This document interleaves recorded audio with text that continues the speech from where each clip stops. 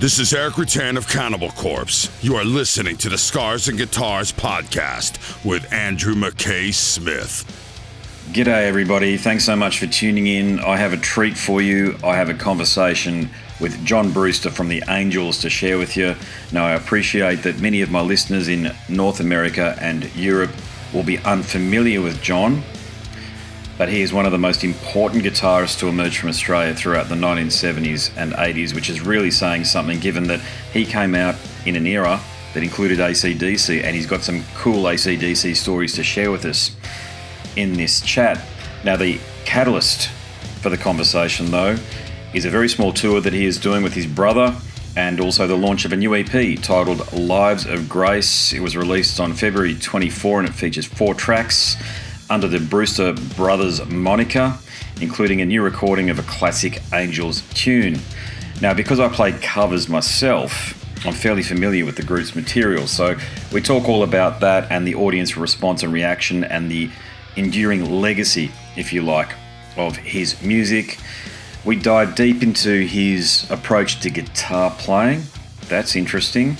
And something else, we talk about Oz rock and indeed the Angels' influence on music in America that eventually spawned grunge. Okay, so you'll hear him talk about some very familiar names.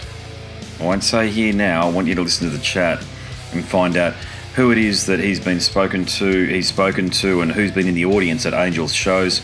Very successful and prominent musicians from the world of grunge, let me assure you.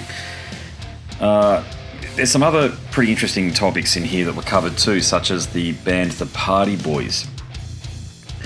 They were big for a moment, it's fair to say, and that group also featured Alan Lancaster from Status Quo. So I talked to John about his friendship with Alan and also The Party Boys.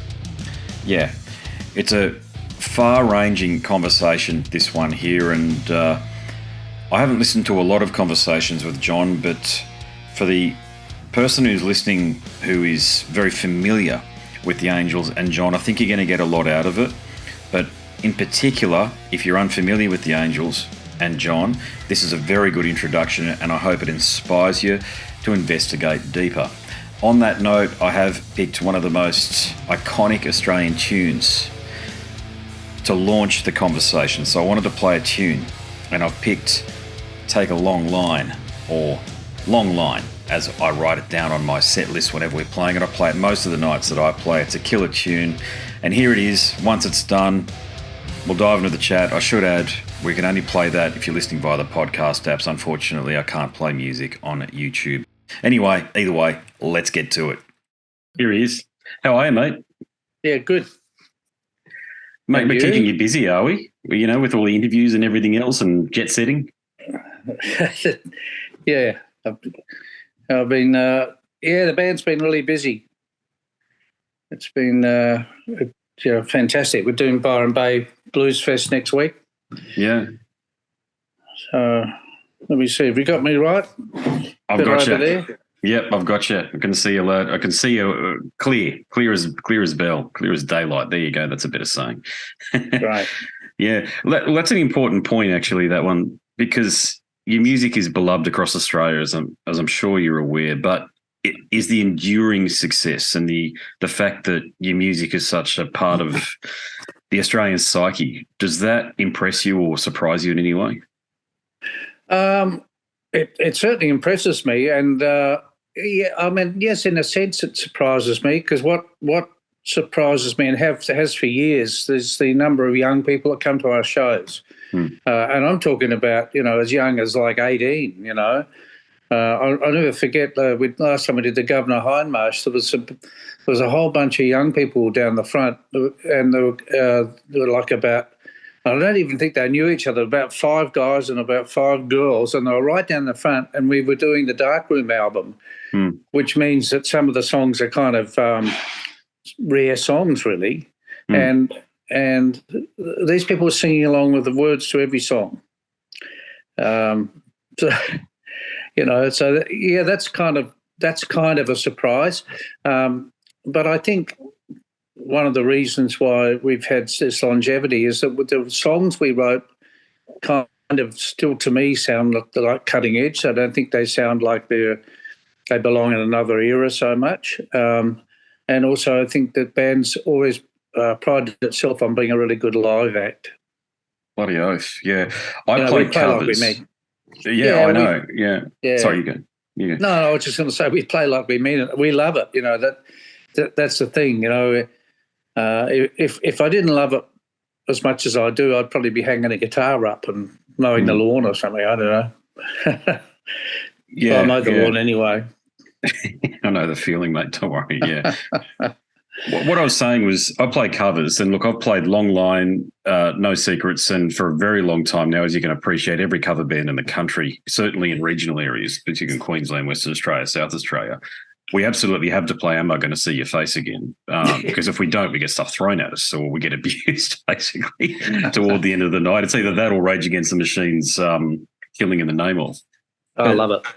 So I'm a bassist, as I said, but I might have mentioned, but I also play guitar, and guitarists rarely get the nuance of your playing. This is what I've noticed when I'm playing with people in a band, because I've studied your playing, had the headphones on and got into it, because you're very different to Malcolm and Angus. You've got your own technique and your own style, but it is all you.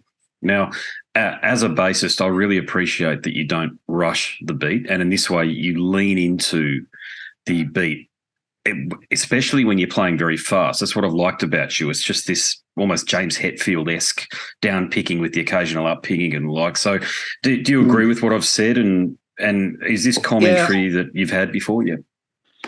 Yeah, that we call it, I don't know, quite where it happened from, but we call it the knick-knicks. But the thing about it is that it's actually loud, soft, loud, soft, loud, soft. It's not even meter. You don't go da da da da da da. It's da da da da da da da da da da. Right? It's like it's got a lilt to it. And so we based a lot of our songs on that kind of thing. And I think one of the reasons we did is we got into it. But the other thing is that we wanted to have point of difference between us and AC/DC because we were in the same record company. We used to hang out together and we'd be there for some of their recording sessions and vice versa. And so we just wanted to have to develop our own style. And it took a little while to do that, because we came out of being a jug band, where Rick played the washboard and we had banjos and guitars and kazoos and harmonicas and all that kind of stuff, and it was a lot of fun. The jug band was a lot of fun. But then to form a rock band, we had to kind of learn how to be a rock band, and certainly influenced by AC/DC. But they became really good friends of ours, and I mean, I remember hanging out in hotel rooms with Malcolm, trading ideas. They were wonderful days, and days we'll never forget. The wonderful days of working with Harry Vanner and George Young. And there's plenty of memories, mate. We've been around for a while. We're celebrating 50 years next year. I know, it's amazing. Yeah. It's amazing to think of it. You're the band that when we were kids and we used to go on these road trips that all Aussie families used to do, they don't do it so much anymore, but you'd go into a petrol station or a truck stop and you'd see your cassettes. Remember those cassettes they used to sell beside you'd see your cassettes. You'd see your cassettes in there, and I think that's where my earliest memories of the band actually come from. But I'm gonna do a bit of a left-hand turn, because another thing that you were a significant part of, which is, of course, the Party Boys. And you may remember there was a compilation back in the day, and this is really important to people of my vintage, Smash Hits 87. And on that cassette, there was a song called He's Gonna Step on You Again. And I think it was the best song on that compilation there. And it really it was one of the catalysts for me as a real young fella to get into heavy music and rock music was that song there. So again, if you had that sort of feedback that song in particular for a very impressionable generation has had an influence? The thing is that when we were in the Party Boys, Swanee had just joined the band, and Glenn A. Baker sent us a cassette because, the Party Boys was all about doing, if you like, covers. And in some ways, I think Alan Lancaster and I, in a way, spoiled it because we started turning it into another band of original songs. which actually worked really well because that album that we did, Alan and I did that album, and that went through the roof. It sold over 100,000 copies in Australia, and also did quite well in the US too, mainly because of that song, He's Gonna Step on You Again. But that was on this cassette, and Al and I were driving back from Wollongong. At that stage, we were living next door to each other, and we put the cassette on, and Step on You came up, the John Congas version, and I said to Al, that's a Party Boy song. I can hear that, I mean, and so when we recorded it, we actually used a drum machine just to get that even meter, and I called a guy called Sunil De Silva, and I asked him if he'd come in and play percussion, and I just said, whatever you play, can you just make it all loud, soft, chit-chit, chit-chit, chit-chit, so he had all these wonderful instruments, including a talking drum, do-do-do-do-do, so I recorded 12 tracks of him and then mixed it down to stereo pair, for the low-end instruments, the top-end instruments. Al and I sang it, and then Swanee came in and sang on top of our vocals, so it had that kind of group thing. Yeah. And one of the things that knocks me out most about that recording is Swanee's ad-lib outro stuff. He's going to step, all that stuff is fantastic. Yeah. Yeah, agreed.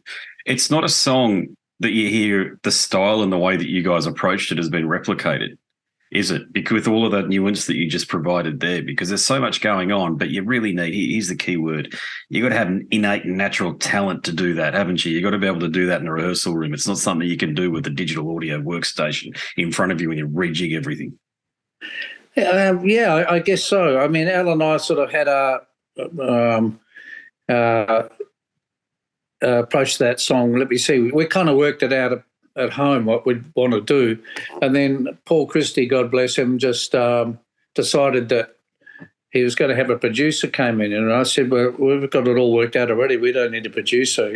We're producers anyway." And he said, "Oh no, I'm not having members of the band produce it, so I better not name the guy." But he came in and it was just a mismatch like you wouldn't believe. We ended up, we got the end of the day and we sacked him, and he said, "Well, good luck, fellas." He said, what did he say? He said, "When are you guys going to come to terms with the 80s?" And I said to him, "Well, probably about the same time you come to terms with the fact that you're no longer on the project. See you later." And fortunately, I was backed up by everybody, including Swanee, and I think. Anyway, he put a Janet Jackson song on, and he said, "I want it to sound like this." And we just went, "Are you kidding?" And that's when he said, "Oh, you rock and rollers, when are you going to come to terms with the 80s?" And so we sacked him, and then we did it our way, and it went number one. So that gave us a certain amount of pleasure, I must say. There's so many stories like that. Yeah, there's so many stories out there like that. Richly talented, experienced musicians such as yourselves being told or mentored by someone who doesn't really quite get the band but is assured of their own success, and they're just using you as a bit of a footnote, if you way, along the way, and trying to get you to shoehorn into a particular style. It's crazy that you get one of the best Australian guitarists ever to play that sort of shit. But, hey, what do I know? I'm just a musician too. It's all part of what's been an amazing journey. I mean, those years that I spent with outside the Angels, I left the band for a while, and those years I spent with Alan Lancaster were pretty special, and very sad that we lost him last year. He was a lovely guy. Lovely guy. Yeah. For people that will be listening that don't know, Alan Lancaster was the longtime bassist in Status Quo, who's briefly moved to Australia sometime in the 80s or late 70s or thereabouts. And I knew you guys were good mates. So what was special about Alan? Musically, he was a fantastic bass player. He had just attacked it. And it was interesting because so much of Status Quo was a shuffle feel, right? And we would play a lot of, straight ahead like the Angels, four on the floor kind of da da da da da da da da da da da da da, but he'd still be going da da da da da against the da da da da da. It sort of worked somehow. I don't know. But yeah, I mean, they're very creative. We wrote a lot of songs together, and I think some of the songs are really good. And they're on that Party Boys album, which did really well. But I think in some ways it may have been a mistake to try and turn the Party Boys into a band of playing originals. Mm-hmm. But, that's the thing. He's a songwriter, I'm a songwriter, and you can't help but do that, Agreed. Yeah, you follow your muse wherever it takes you, and if it works out, great. If it doesn't, well, you move on to the next thing. Yeah. Yeah. Now, we have been, the catalyst for our conversation is that you're playing a couple of shows. So I'm going to ball bust you for a moment and ask you, first of all, why aren't you bloody playing in Queensland? Because believe me, you've got plenty of people up here that would love to see you. Yeah, we love Queensland. But so we're only doing a few shows. The thing is that this is just kind of us having a bit of fun. But the thing is, when we have fun, we still try and make it like it's a real, serious project. So we went into the studio and recorded 4 tracks, which I'm really proud of. Mick Skelton, the drummer of Baby Animals, played the drums. He's wonderful. Awesome. So we recorded, Night Attack, Small Price to Pay,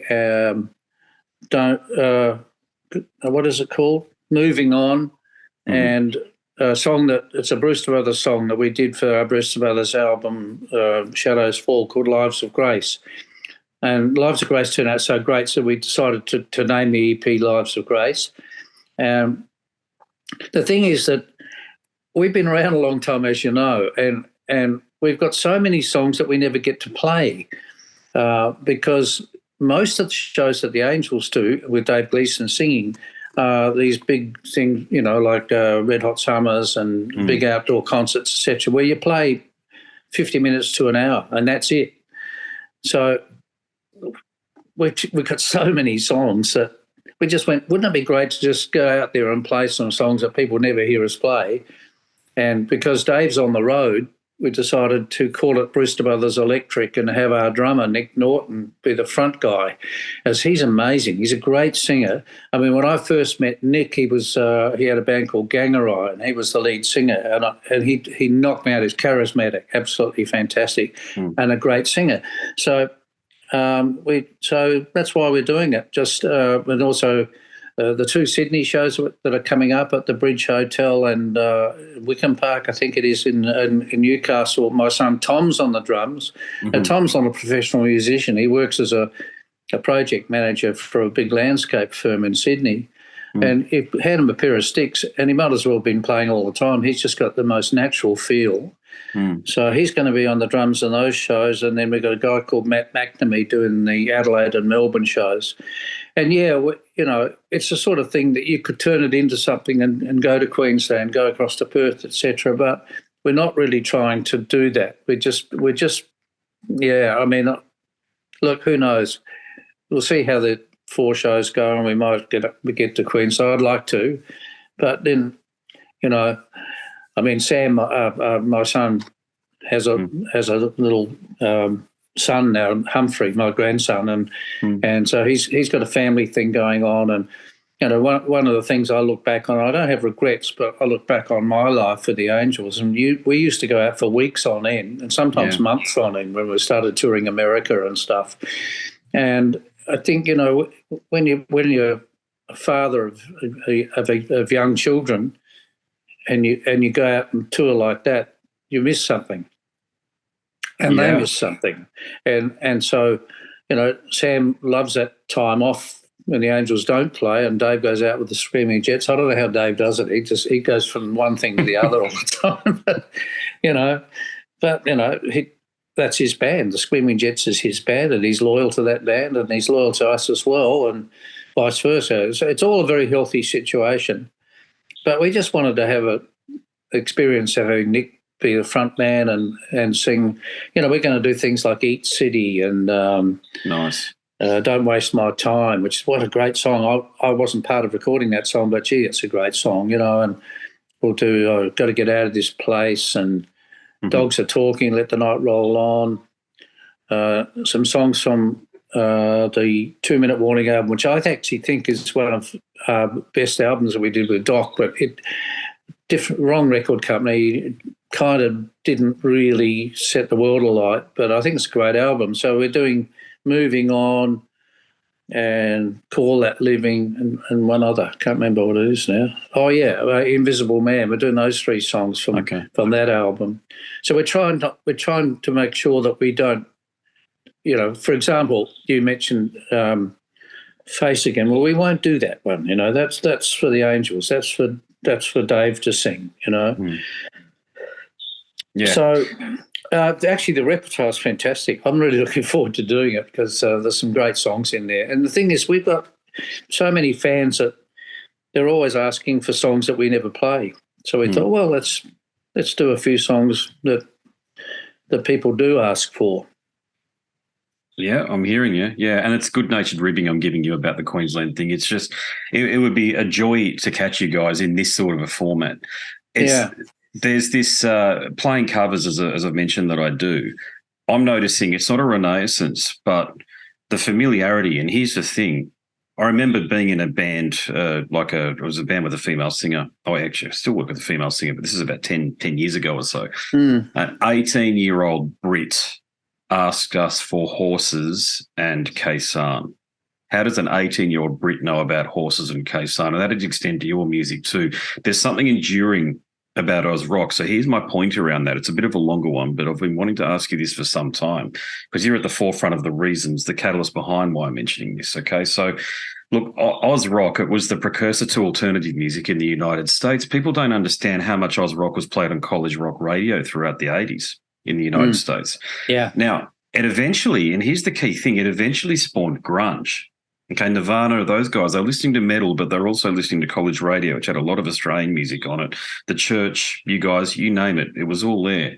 Now, do you feel like as though the Angels and indeed the Oz Rock scene in general from an international perspective, do you think we get proper acknowledgement by those idiots at Rolling Stone, the journalists there, not all of them, I know some of them, but some of them are real fucking, the hardcore lefty types who put a political spin on everything. But do you think that because they're doing that, they're not focusing on the music, the thing that the fans truly cherish, and they're giving you guys your just reward as a global influencer in so many respects? Well, yeah, it's an interesting question. I mean, speaking of Rolling Stone, David Frick from Rolling Stone magazine was flying to various parts of the States to watch the band play. He wrote it up in Rolling Stone. He said, "This is the next Rolling Stones." So he was that into the band. And we were setting the world on fire in those days. But in particular, in Los Angeles and Seattle, Portland, that whole West Coast, probably not quite so much in San Francisco, but the thing is that a lot of bands that came out of Seattle at the time, like Nirvana and, of course, Dave Grohl with Foo Fighters, and there are others I can't think at the moment, but we know, Pearl Jam, Mike McCready's a huge fan of the Angels. We know that Dave Grohl, or we're told that Dave Grohl came to our Paramount Theatre show in Seattle. We did 2 nights there, and apparently he was 14 years of age, and he came with his dad and saw the Angels play then. So, and I'd love to track him down and say, is that a true story? Did you see us play? I don't know, but I know that there are bands that cite us as influences. Guns N' Roses is a classic example. Like I've had some communication with Slash recently, and because they used to play Marseille, which is a song I wrote, Take a Long Line, which Rick wrote, and Watch This Space, because they might get involved, or at least Slash and maybe Izzy might get involved in helping us celebrate. Is that right? That's magnificent. Izzy Stradlin, the rhythm guitarist. Yeah, well, we're going to do so. I don't know what it's going to be, but next year, we're celebrating 50 years, so we don't want that year to go by, with nothing, no celebration, and maybe involve some people who have been influenced by us, who are friends of ours. We just played in New Zealand with ZZ Top, Pat Benatar, and the Stone Temple Pilots. So the two brothers in the Stone Temple Pilots have put their hand up. If you want them to play on something, they'll do it. And they're great guys, great players. Pat Benatar has said that she'd do something. So, and I'm thinking, well, wouldn't it be great to get her to sing? I'm thinking, what's the obvious song for Pat Benatar? Well, you could say, well, Be With You. That'd work. That'd be great. But then I thought, what about Mr. Damage? Can you imagine Pat Benatar? She's fantastic, by the way. She's still got it. She's still got it. She's magic. And her husband, Neil Giraldo, who I played golf with, he's incredibly talented, lovely guy. So we became friends out of that. And that's what happens out on the road. You sort of make some friendships but I just imagine Pat Benatar singing Mr. Damage. And the reason I thought of Mr. Damage is because they do Helter Skelter. And boy, she built that out. It's fantastic. She can bloody sing. I don't know. I mean, next year, who knows? But that's great. The thing is that we toured America, and in particular America. We did really well in Europe, and it's beyond me why our manager didn't have us continue that campaign in Europe. It was crazy, absolutely crazy. And we played Paris only a few years ago, or 2015, I guess it's getting back about way now, but we went over there and we played this gig in Paris. It's a wonderful gig. There was about 200 people lined up just to have us sign things. At 2:00 in the afternoon, we turned up for a sound check. And I'm thinking, we haven't played Paris for 35 years, and these people would have been under 35 years of age. It's like, so, we created quite an impact there. Marseille was a big hit there, and we never went back.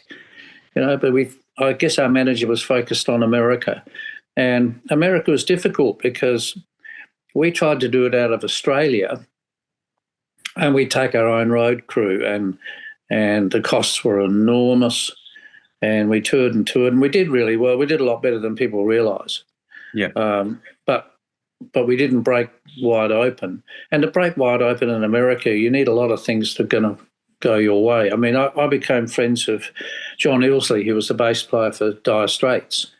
And we were playing golf one day, and he said, when we put out the, I think it's the Brothers in Arms album, he said, it just wasn't happening in the States. It was happening everywhere else, but not America. And so we were going to leave the company. I think it was Capital or something. And he said then they'd spent $250,000 buying money for nothing up the charts, and it was all over. So they call that independence. You spend money with, whining and dining and stuff, people, and, without going into too many details. We didn't have that luxury. And no. Having said that, we still did really well. The West Coast in particular, Chicago, we did really well, selling out like the Park West Club, which is a great club, and the Ritz in New York. And, it wasn't an unsuccessful campaign, but the trouble is we were just losing money hand over fist, and having young kids at the time, that's what caused a breakup with me. I mean, I was always responsible for the band's financial side, and I said to the guys, we're going to lose our houses. This is ridiculous. We can't do this. Yeah. And so that caused a bit of angst. So anyway, all's well that ends well, they say.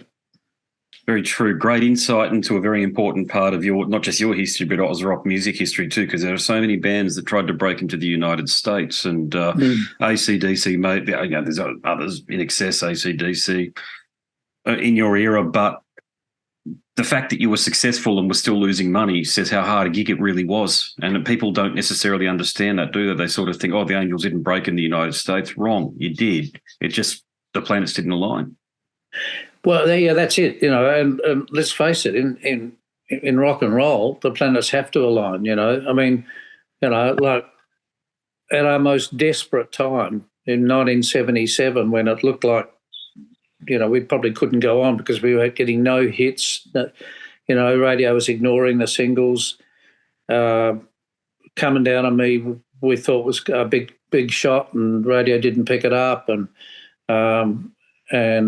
you know, we were driving around the country in my old E.H. Holden station wagon, and I look back on those days and I think, wow, what was fantastic, wasn't it? It was just, it was, you know, the camaraderie, the fun that we had was amazing. But at the same time, we weren't getting anywhere, even though we were signed up with Harry and George at Albert's and part of the Albert stable with AC/DC, etc. You still had to make your own way, and it wasn't till Take a Long Line that radio did pick us up, and then of course the rest is history, and the band sort of went through the roof. But AC/DC and In Excess, you mentioned those two bands. They're both, you know, they're actually younger than we in terms of age, and so their stage of life, they could throw caution to the wind and go and live overseas.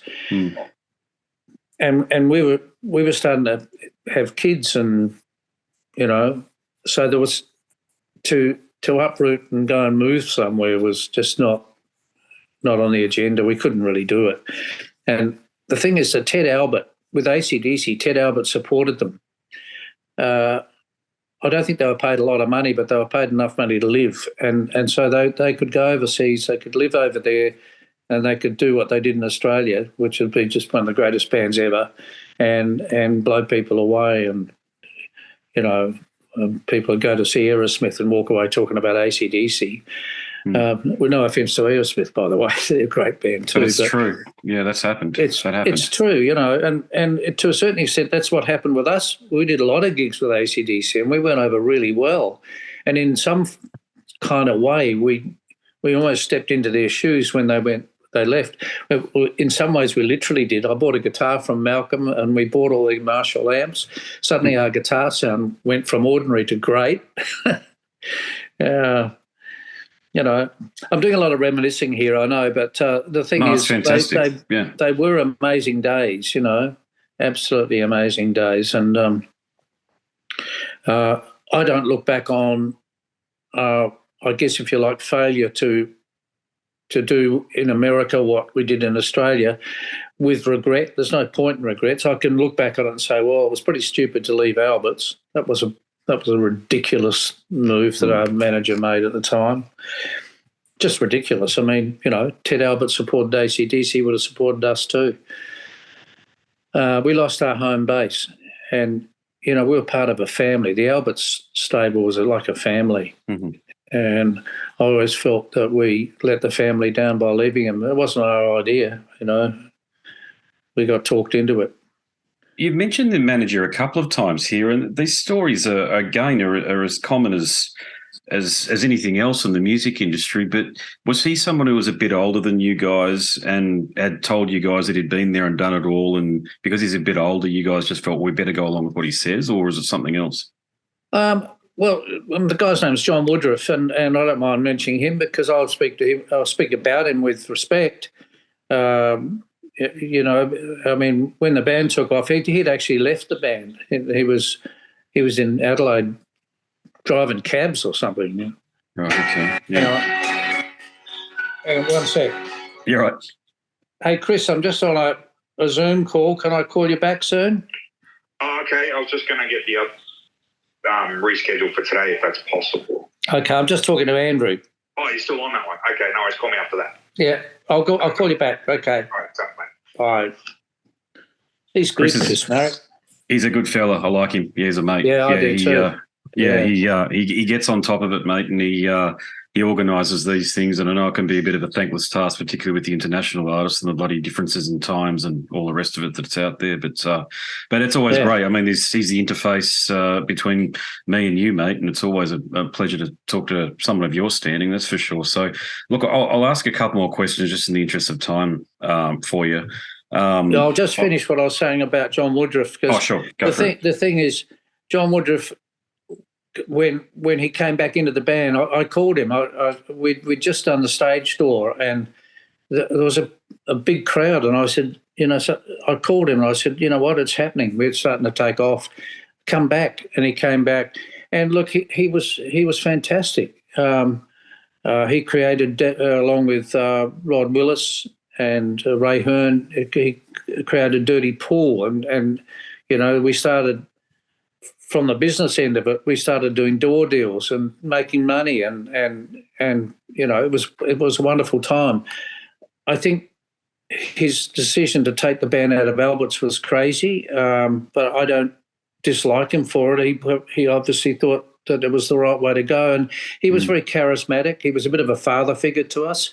Yeah. So while Rick and I and Doc were head down trying to write the best songs we could, he was handling the business end, and so we had a lot of reliance on him.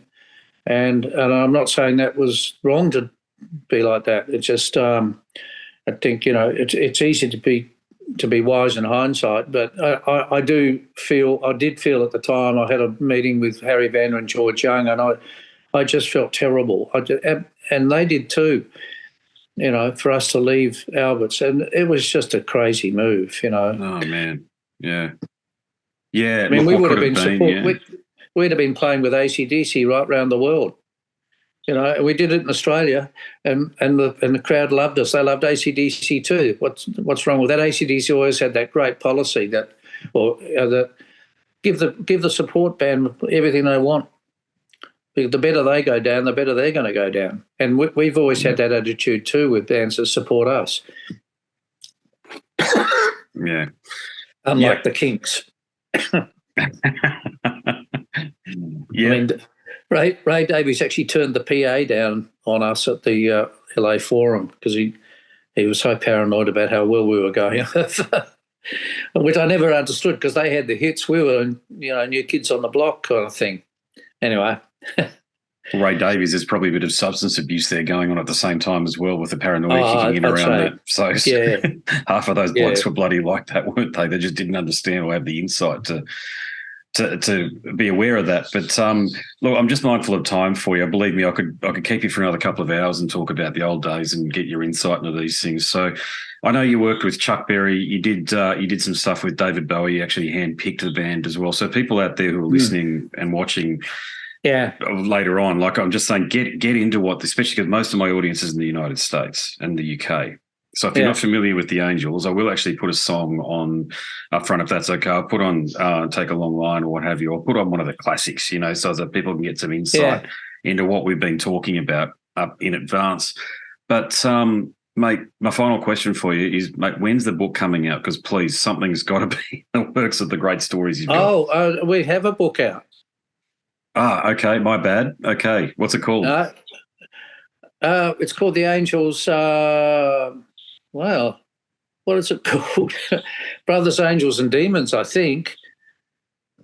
I'm just going to look it up. Okay, I'll put a link for it. Yeah. All right, I'm a writer myself, so I've got to find this. Look, it's a good book. The one mistake I think we didn't write it, but I think the one thing is that there are not enough dates. When did this happen? When did that happen? It's sort of chronologically pretty good, but it's a book. Yeah, it's a really good book actually. People love it. So, and we've got a movie out now too, Kicking Down the Door. Okay, gosh, I'm obviously not connected enough with some of this stuff. Kicking Down the Door. Okay, I'll find these links and I'll put them in the show notes afterwards so people can tune into some of this stuff because I feel like you've got stories for days and they're really interesting. And as you know, people love. It's like you mentioned about France. Okay, sure, you had a hit over there with Marseille, but rock fans in particular, they're not stupid. We dive deep and we go to the roots of things. So you'll find that a lot of young Guns N' Roses fans will find out who they're influenced by will inevitably come to you guys and Rose Tattoo. And I think that's where a lot of the association comes from and the knowingness. Yeah, it's great. So I like that network, That's what we did, I heard Peter, Paul and Mary sing Blowing in the Wind and I went, wow, that's great. And then I went, hey, where'd that come from? And then I found Bob Dylan and that was much greater. I became a huge Dylan fan, still am, Right, Wonderful. Yeah, fantastic. Yeah. Well, I hope to see you up here, mate, sometime in the near future. It'd be great to catch up and have a beer, or if you don't drink, mate, a soft drink. But either way, mate, thanks for making the music that you made. I can, I'm a modest drinker. I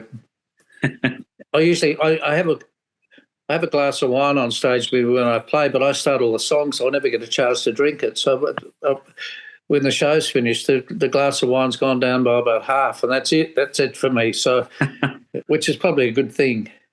I kind of look after myself. I'm getting old, but I'm looking after myself pretty well, and I just love the band. It's a really interesting band because we've got my son and Nick Norton, who are around the 40-year age, Dave Gleason mid-50s, and then Rick and I now in our 70s, and somehow or other that combination is probably the happiest combination that we've ever had.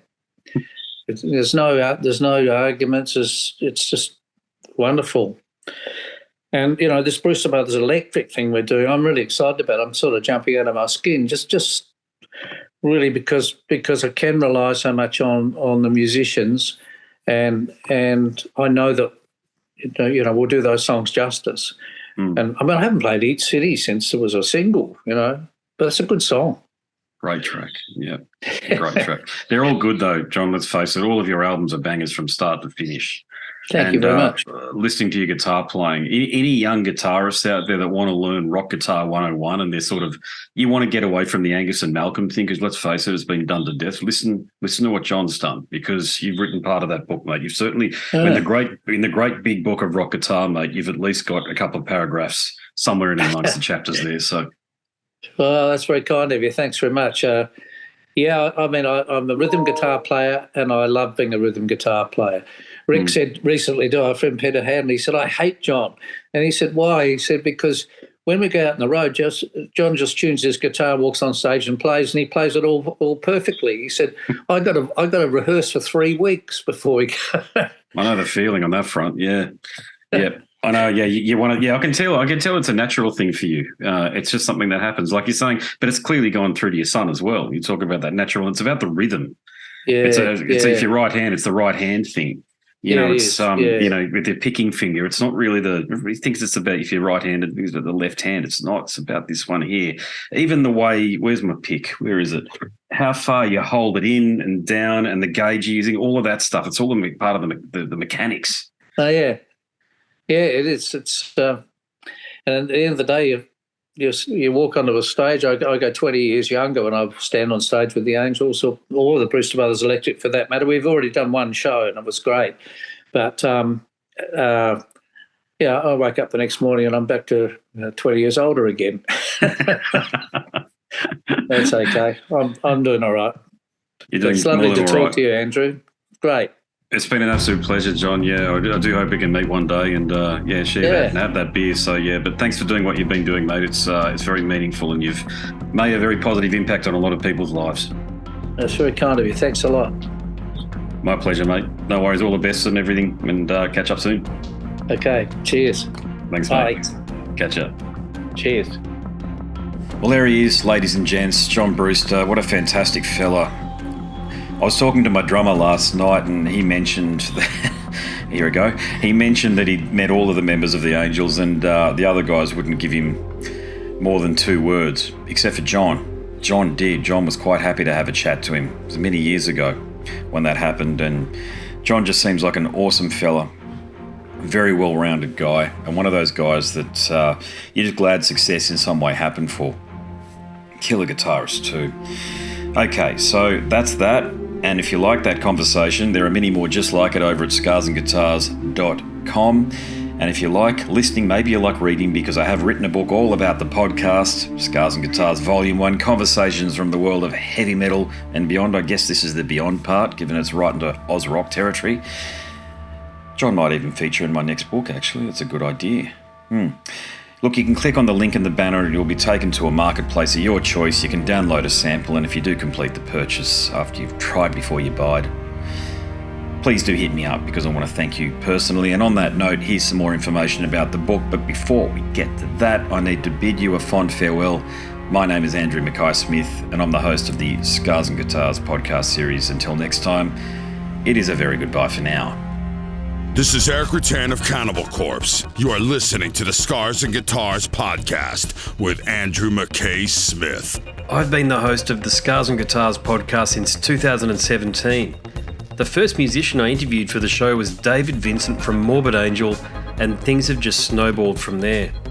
In all, I've posted almost 650 podcast episodes featuring conversations with many of the leading lights of rock, heavy metal, and beyond. It just got to a point where I thought, I need to write a book about all this, so that's exactly what I did.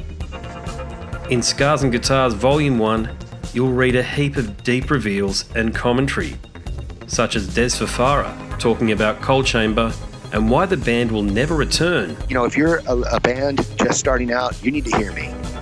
Do not start a band with partners. Ever. Yeah, wise words there. Sage advice, mate, for anybody. Don't ever, because I can't go do Coal Chamber right now unless I get others involved. Phil Anselmo talks about the episode in his career which gives him the greatest sense of accomplishment. I think the staying power of the fans and the staying power of the songs, you know, whether it's Pantera, Down, or Superjoint, the fans remember the songs. Alex Skolnick from Testament confirms that, yes, playing the guitar in Ozzy's band is anything but an ordinary gig. Will Silent Oz from Dimmu Borgir write a book? Pa from Sabaton gives advice to people who want to start a band. Look at the team around you, look at the bandmates. If the guys want to be on the stage, then it's all cool. If the guys want to be backstage, then it's not going to be cool. Current and former members of Cradle of Filth discuss the band's seminal 90s material. Read about the reaction to George Lynch and Mark from Suicide Silence's comments when they throw shade at then President Donald Trump. We have this idiotic monster, you know, this egotistical, self-aggrandizing, complete piece of shit in there. I just can't understand how we've gotten to this place. And yeah, we kicked a hornet's nest with Sepultura. Percussive overlord Gene Hoglan talks about recording with Chuck Schuldiner. Chuck was always, he was very open-minded, and he was into having his musicians that were playing with him just reach out for the best stuff that they had. Phil Campbell from Motorhead discusses what it takes to get sober. John Five answers his critics who dismiss his tenure with Marilyn Manson. You know, my name is John Five, and Manson gave me that name, and I had some of the best years of my life in that band and learned a lot. And we get the lowdown on Treyarch Zagtoth from those who would know, including his mother.